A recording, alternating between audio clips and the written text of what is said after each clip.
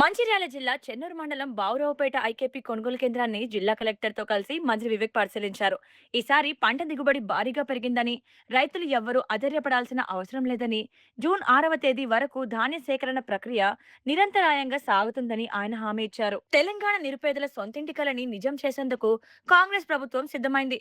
June 2వ తేదీన ఆదిలాబాద్ జిల్లా వేదికగా రెండో విడత ఇందిరమ్మ ఇండ్ల నిర్మాణ కార్యక్రమాన్ని మంత్రి పొంగులేటి శ్రీనివాస్ రెడ్డి ప్రారంభించనున్నారు. బీఆర్ఎస్ నాయకుడు బాల్కా సుమన్ కాంగ్రెస్ ప్రభుత్వంపై చేసిన విమర్శలకు మంత్రి వివేక్ వెంకటస్వామి గట్టి కౌంటర్ ఇచ్చారు.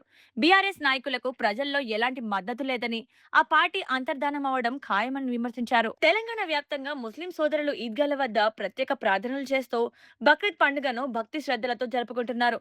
హైదరాబాద్ లోని చారిత్రాత్మక మక్కా మసీదుతో పాటు జిల్లాలోని ప్రధాన ఈద్గాల వద్ద మంత్రులు, ప్రజాప్రతినిధులు పాల్గొని ముస్లిం సోదరులకు పండుగ శుభాకాంక్షలు తెలియజేశారు. రాష్ట్రంలో ఎండల తీవ్రత సాధారణ స్థాయి కంటే ఎక్కువగా నమోదవుతోంది.